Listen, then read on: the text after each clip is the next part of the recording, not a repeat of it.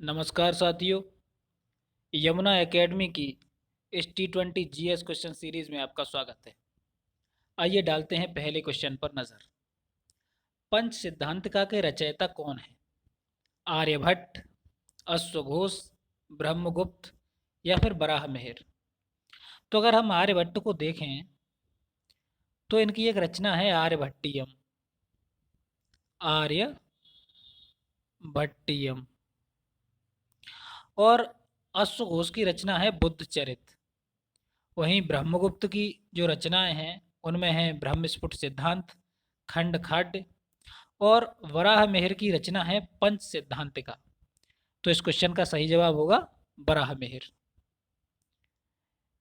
Next, संगम कविताओं में तीन राजवंशों को मोबेनदार कहा गया है। वो कौन से तीन राजवंश हैं? चोल, राष्ट्रकूट, पांड्य, चेर, पाल, राष्ट्रकूट, पाल, चोल, पांड्य, या फिर चोल, चेर या पांड्य। चोल, चेर और पांड्य। तो इसका सही जवाब होगा चोल, चेर और पांड्य, यानी कि डी। यानी कि संगम जो कविताएं थीं उनमें जिन राजवंशों के लिए मोबेंदार शब्द का प्रयोग हुआ है वो ये तीन राजवंश हैं, चोल, चेर और पांड्य। अगला क्वेश्चन है कि मलयालम पुस्तक लीला तिलकम की विषय वस्तु क्या है? इतिहास, कला, व्याकरण या फिर धर्म। तो इसका जो सही जवाब होगा वो होगा व्याकरण। जो मलयालम पुस्तक है लीला तिलकम, उसकी जो विषय वस्तु है वो है व्याकरण। नेक्स्ट, देवपाड़ा अभिलेख किस शासक से संबंधित है? विजयसेन, खारवेल, स्कंदगुप्त या फिर रुद्रदामन। तो जो देवपाड़ा अभिलेख है उसका संबंध है विजयसेन से। विजयसेन दरअसल सेन वंश का वास्तविक संस्थापक कहा जाता है, और जो सेन वंश था वो था बंगाल क्षेत्र में। और जो खारवेल थे उनसे संबंधित जो अभिलेख है वो है हाथी गुम्फा अभिलेख, जो कि खारवेल उड़ीसा क्षेत्र के शासक थे। स्कंदगुप्त से संबंधित जो अभिलेख है वो है भितरी स्तंभ लेख। और रुद्रदामन से संबंधित स्तंभ लेख है जूनागढ़ स्तंभ लेख, यानी कि जूनागढ़ अभिलेख, जो कि गुजरात में स्थित है। नेक्स्ट, गीत गोविंद के रचयिता जयदेव किसके दरबारी थे? यानी कि जो जिन्होंने गीत गोविंद की रचना की थी जयदेव ने, वो किस शासक के दरबारी थे? मिहिर भोज, लक्ष्मण सेन, धंगदेव या फिर धर्मपाल। तो इसका सही जवाब होगा लक्ष्मण सेन। ये लक्ष्मण सेन के दरबारी कवि थे। और जो मिहिर भोज थे वो थे गुर्जर प्रतिहार वंश के शासक। धंगदेव थे वो थे चंदेल वंश के शासक, और इन्होंने कंदरिया महादेव का प्रसिद्ध मंदिर बनवाया था, जो कि नागर शैली में बना हुआ है खजुराहो में। और जो धर्मपाल था वो था पाल वंश का शासक। पाल वंश बंगाल के क्षेत्र में था, और इसने विक्रमशिला विश्वविद्यालय की भी स्थापना की थी। अगला क्वेश्चन है, मुगल सम्राट अकबर के दरबार के नवरत्नों में निम्नलिखित में से कौन नहीं था? बैरम खां, अबुल फजल, मानसिंह या फिर फैजी। तो इसका सही उत्तर होगा बैरम खां। बैरम खां अकबर के नवरत्नों में ये शामिल नहीं था। बैरम खां, बैरम खां अकबर का संरक्षक था। और इसके नवरत्नों में थे अबुल फजल, मानसिंह, फैजी, ये तीन तो थे ही। इनके अलावा थे बीरबल, अब्दुल रहीम खान खाना, तानसेन, मुल्ला दो प्याजा, टोडरमल और हकीम हुकाम। तो ये नवरत्न थे अकबर के, जो कि जिनकी संख्या 9 थी। अगला क्वेश्चन है, कैलिको शब्द किससे संबंधित है? मलमल, फुटकर माल, मसाले या फिर सूती कपड़े। तो इसका जो सही उत्तर होगा वो होगा सूती कपड़े। कैलिको दरअसल जो शब्द निकला है वो निकला है कालीकट से। और कालीकट कहाँ है? केरल में। दरअसल सबसे पहले पुर्तगाली कालीकट में आए थे, और कालीकट में जहाँ से जो सूती वस्त्र जो यहाँ से मिले, जैसे कि हम दरअसल जैसे कोई कानपुर का व्यक्ति होता है तो उसको कह देते हैं कानपुरिया, या गोरखपुर का कोई व्यक्ति होता है तो अपने पीछे लगा लेता है गोरखपुरी। तो इसी तरीके से कालीकट से ये जो मिलते थे सूती कपड़े, तो इनको वो कैलिको कह दिया करते थे। तो जो कैलिको शब्द संबंधित है वो है सूती कपड़े से।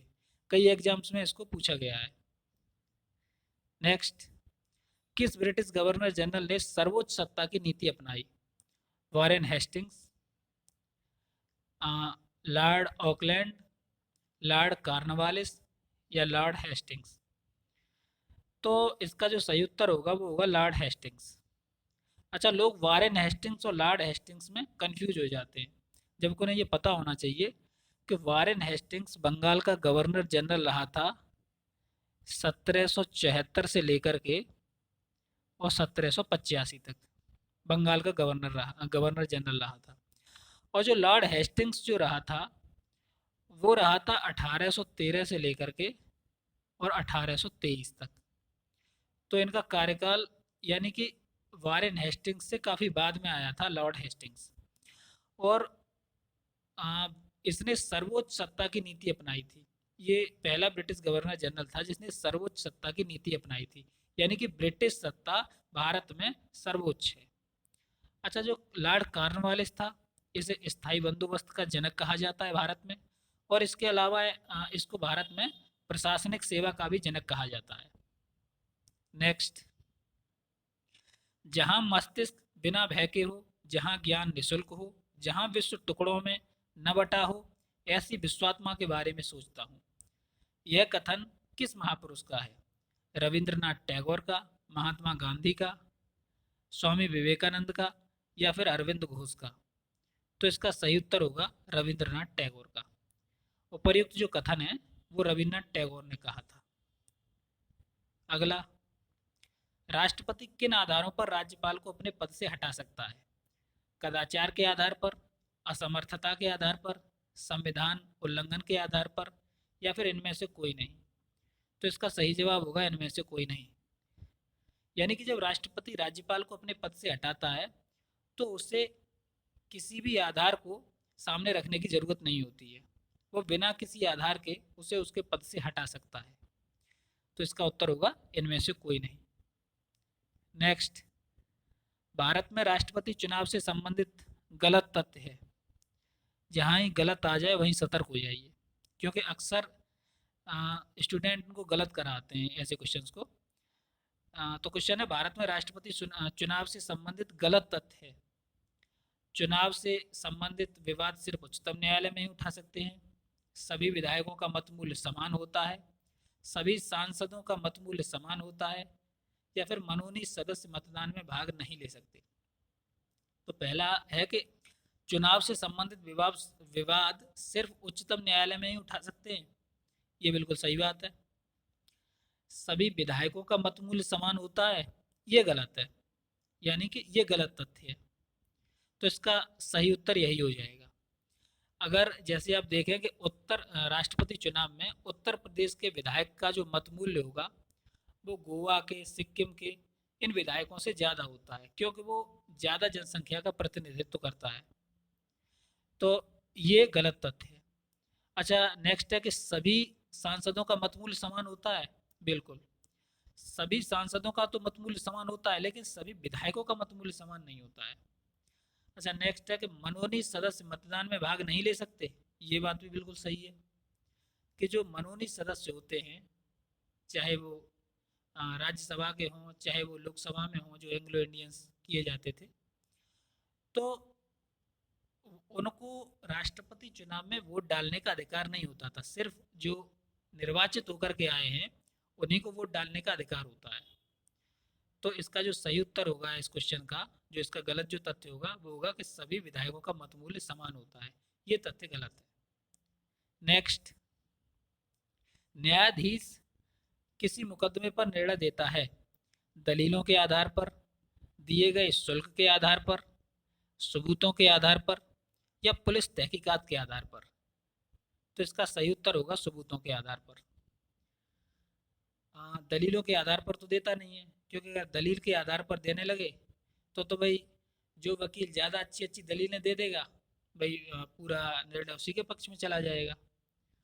दिए गए शुल्क के आधार पर देने लगेगा तो गरीब को तो कभी न्याय नहीं मिल पाएगा। और पुलिस तहकीकात के आधार पर देगा तो भ्रष्टाचार की पूरी पूरी संभावना रहेगी। इसलिए न्यायाधीश एक स्वस्थ न्याय प्रक्रिया के संचालन करने के लिए जो निर्णय दिए जाते हैं वो दिए जाते हैं सबूतों के आधार पर, यानी on the basis of evidence. Next, Droupadi Murmu Bharat की कौन सी राष्ट्रपति हैं? 13वीं, 15वीं, 12वीं या फिर 14वीं? तो इसका जो सही जवाब होगा वो होगा 15वीं, यानी कि बी। द्रौपदी मुर्मू भारत की 15वीं राष्ट्रपति हैं।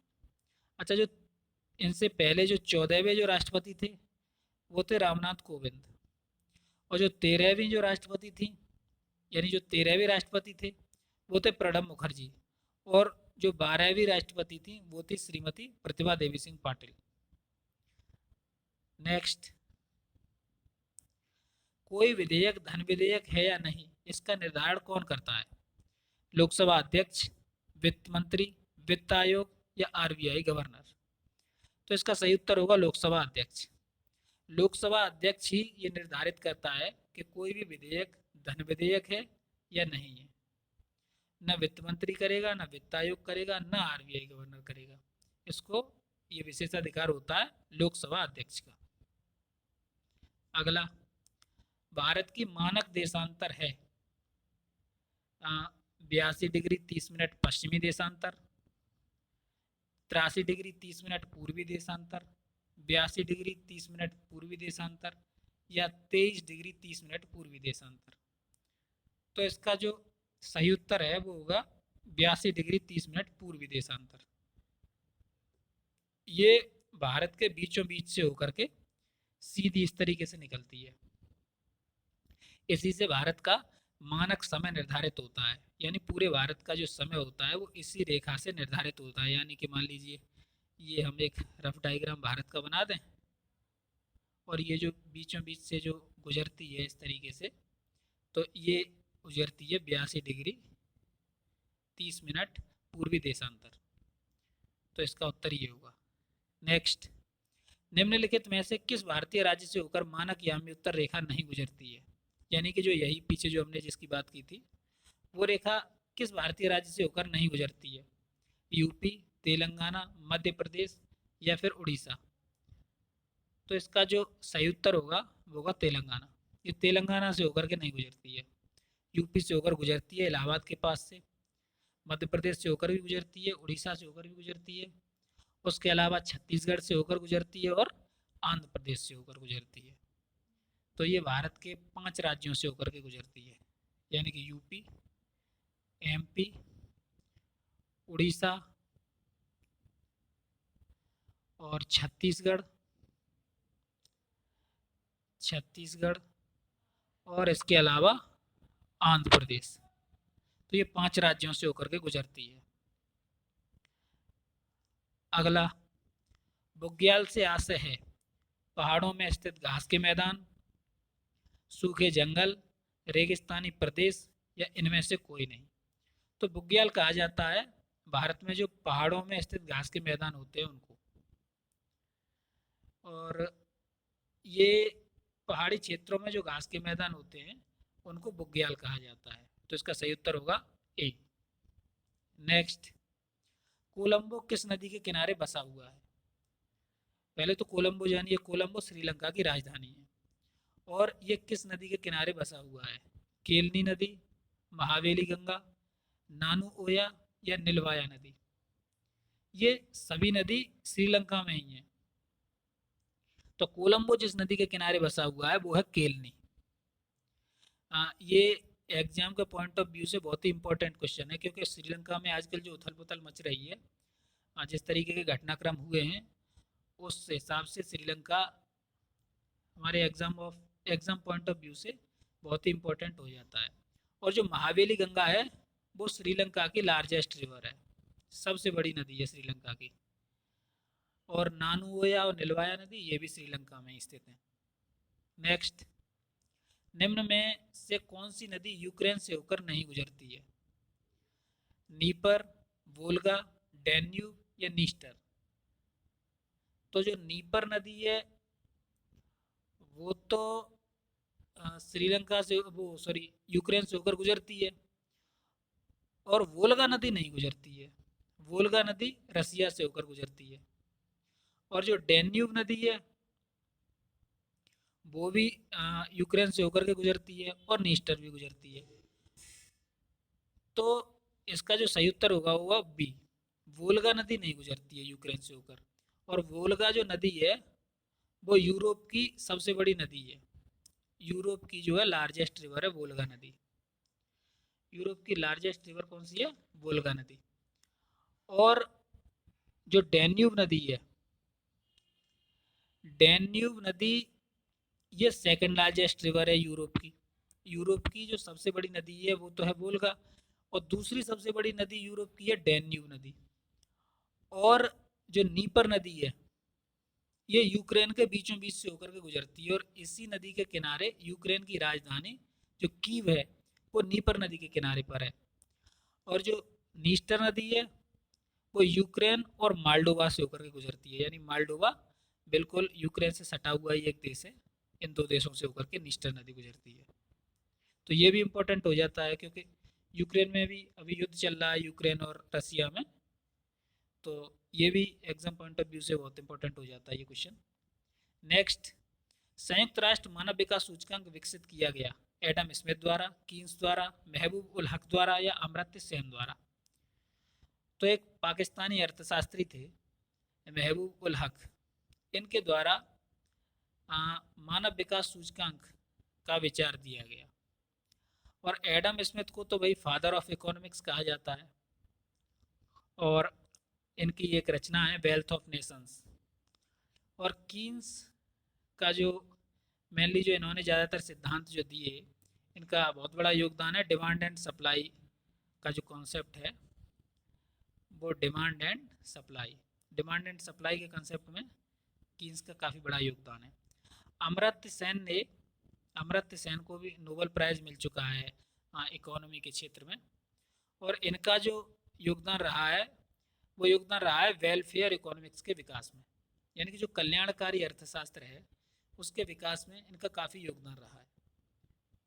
तो जो इस क्वेश्चन का जो सही उत्तर होगा वो होगा महबूब उल हक द्वारा। तो ये थे हमारे 20 क्वेश्चन। और अगर आपको वीडियो अच्छा लगा हो तो प्लीज़ लाइक, शेयर और सब्सक्राइब करना ना भूलें। Thank you.